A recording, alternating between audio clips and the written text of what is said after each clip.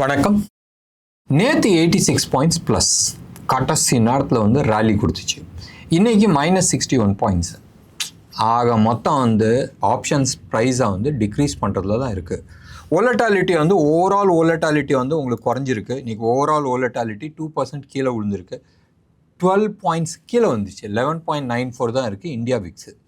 அப்போ இந்தியாவிக்ஸே அப்படி இருக்கும்போது இண்டிவிஜுவல் ஸ்ட்ரைக் ப்ரைஸில் இருக்கிற ஆப்ஷன்ஸ் ப்ரைஸஸ் எல்லாமே வந்து கீழே விழுந்துச்சு. ஸோ ஆப்ஷன்ஸ் வாங்கினவங்களுக்கு காலி. ஸோ இன்றைக்கி வந்து முழுக்க ஆப்ஷன்ஸ் செல்லிங் தான் ஓடிட்டு இருந்துச்சு. அது கால் சைடு இருக்கட்டும், புட் சைடு இருக்கட்டும். நீங்கள் எடுத்து பாருங்களேன், இன்ட்ரெஸ்டிங்கான ஃபேக்டர். ரொம்ப நாளைக்கு அப்புறமா இது மாதிரி ஒரு வால்யூம் நம்ம பார்க்க முடியுது. சொல்கிறோம் நம்ம வந்து அவங்க வந்து ஃபோர்ஜரி பண்ணிட்டு இருந்தாங்க, இது பண்ணாங்க, அது பண்ணாங்கன்னு. இன்னமும் அந்த ஆட்டம் நடந்துகிட்டு தான் இருக்குது. நீங்கள் கால் சைடில் ஓவரால், அதாவது நிஃப்டி கால் சைடில் நேற்றும் வந்து சைட்வேஸ் தான் போச்சு, இன்றைக்கும் வந்து சைட்வேஸ் தான் போயிருக்கு. மொத்தம் கால் சைடில் ஆல் ஸ்ட்ரைக் ப்ரைஸ் எல்லாமே எடுத்து 11 crore சரியா, 11 crore 23,92,000, 11 crore 24 lakh கால்ஸ் வந்து ரைட் ஆகிருக்கு. புட் சைடில் நீங்கள் எடுத்துக்கிட்டிங்கன்னா 6 crore 83 lakhs 84 lakhs நீங்கள் வச்சிங்க. அந்த சைடு வந்து ஒரு 6,000-7,000 புட்டு தான் வந்து கம்மியாக இருக்குது. ஸோ 6 crores 84 lakh புட்டு ரைட் ஆகிருக்கு.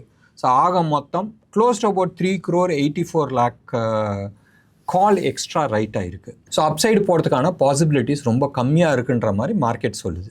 நீங்கள் எடுத்து பாருங்களேன், பியூர் ஸ்ட்ராடல் ரைட் 2-3 நாளாகவே வந்து மார்க்கெட் சைட்வேஸில் போகும்போதும் புட்டு சைடில் மட்டுமே, அதாவது 25,500 கால் சைடில் வந்து 1 crore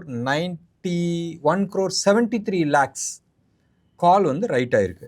புட் சைட்லேயும் நீங்கள் எடுத்துக்கிட்டிங்கன்னு சொன்னால் ஆல்மோஸ்ட் 1 crore 4 lakh கால்ஸ் வந்து ரைட் ஆகிருக்கு.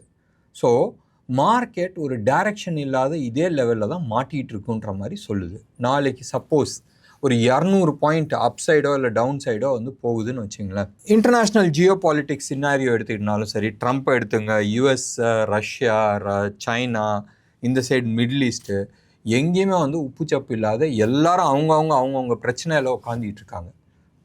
இந்த ஊர் பிரச்சனையே வேணாம்ப்பா, ஏன் பொழப்பை பார்க்கலான்னு சொல்லி லெவலில் உட்காந்துட்டு இருக்காங்க. பட் எங்கேயாச்சும் ஒரு இடத்துல ட்ரிகர் ஆகணும்ல, ஒன்று. ரெண்டாவது, கண்ணுக்கு தெரியாத 2 விஷயத்த தூக்கி சாப்பிட்டுட்ருக்கு. ஒன்று, நிறைய பேர்த்துக்கு வேலை போயிட்டுருக்கு ரைட். இது எத்தனை பேர் ஒத்துப்பீங்கன்றது தெரியாது.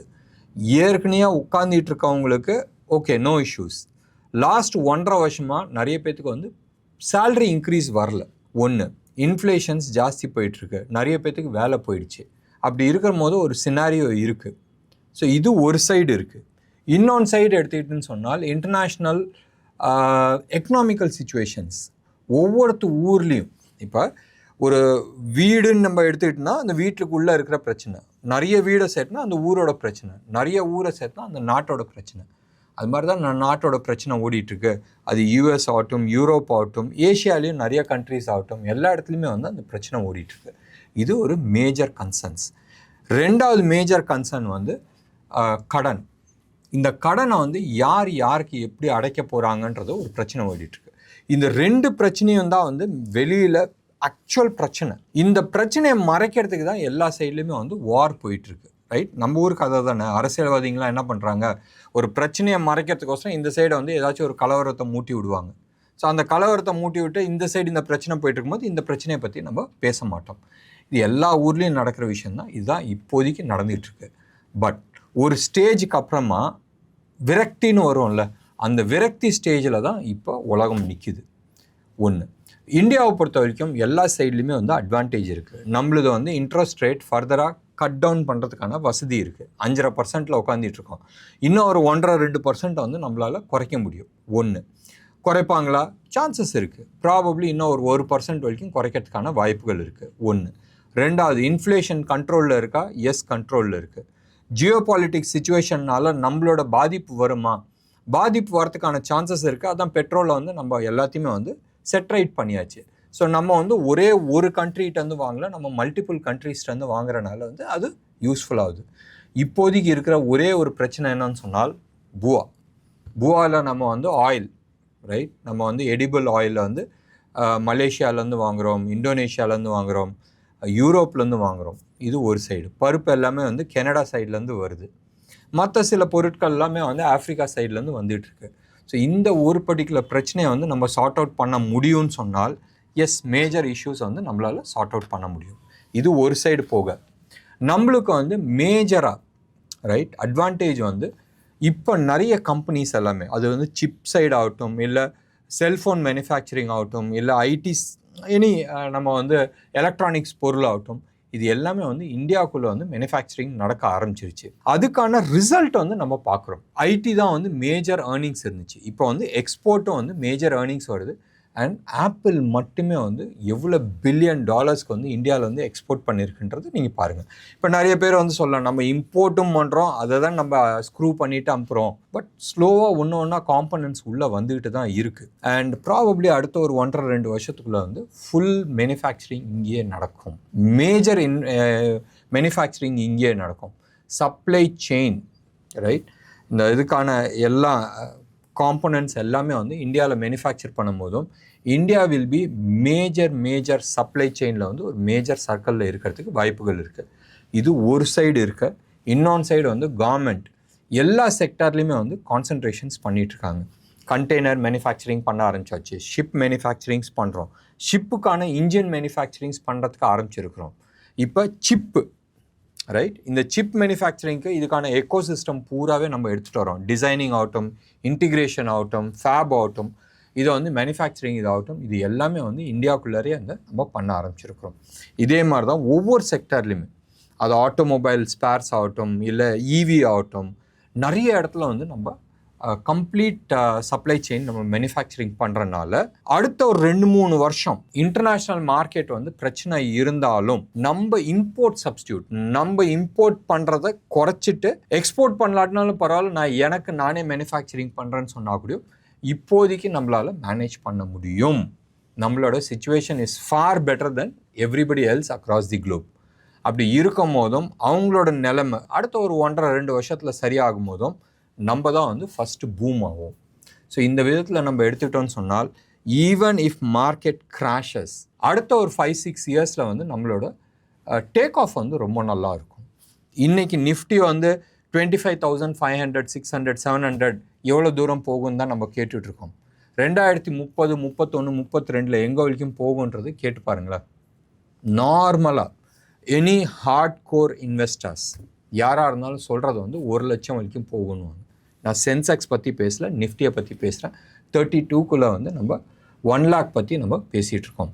அப்போ நிஃப்டி வந்து 1 lakh போகுதுன்னு சொன்னால் உங்களோட போர்ட்ஃபோலியோ எப்படி இருக்கணுன்றது யோசனை பண்ணி பாருங்கள். ஸோ ஷார்ட் டேர்ம் யோசனை பண்ணுறது விடுங்க, லாங் டேர்ம் பற்றி நீங்கள் யோசனை பண்ணிட்டுருங்க. இது ஒரு சைடு இருக்க. ஷார்ட் டேர்மில் வந்து எஸ், நம்ம வந்து பீக் அவுட் ஆகிறோம் அண்ட் பீக் அவுட் ஆகிட்டு கீழே வரதுக்கான வாய்ப்புகள் இருக்குது. ஸோ 27,000 நம்ம வந்து ஒரு இலக்கு கொடுத்துருக்குறோம்.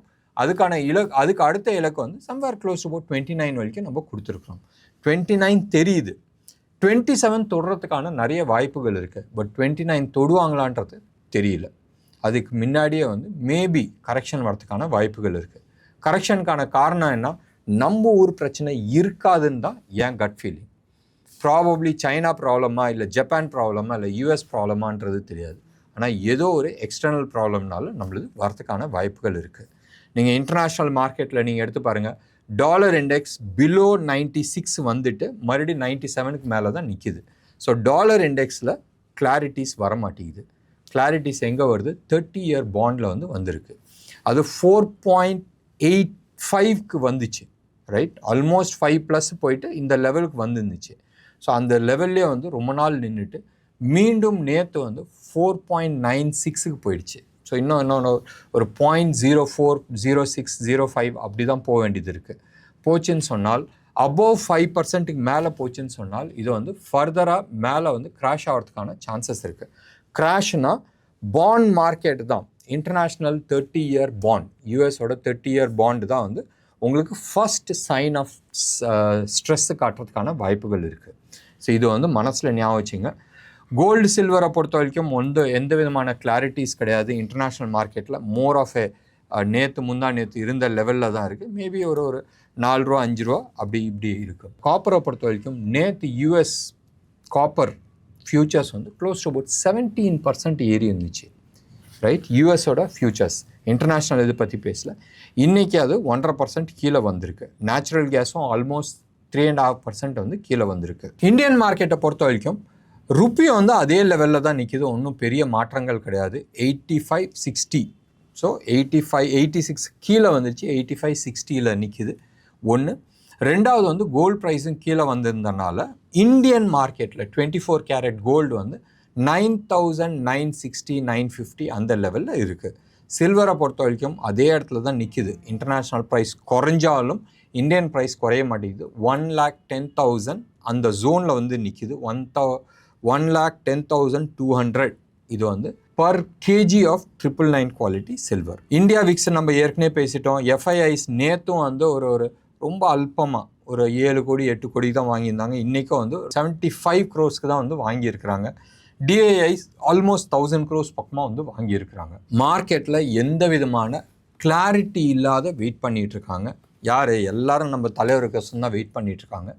ஏதாச்சும் ஒரு ஹிண்ட் வந்துச்சுன்னா பெரிய மூவ் வரத்துக்கான சான்சஸ் இருக்குது. மறுபடியும் நான் சொல்கிறேன், 25,200 லெவல் 150 to 200 லெவல் வந்து ரொம்ப ஸ்ட்ரகிள் ஆச்சு.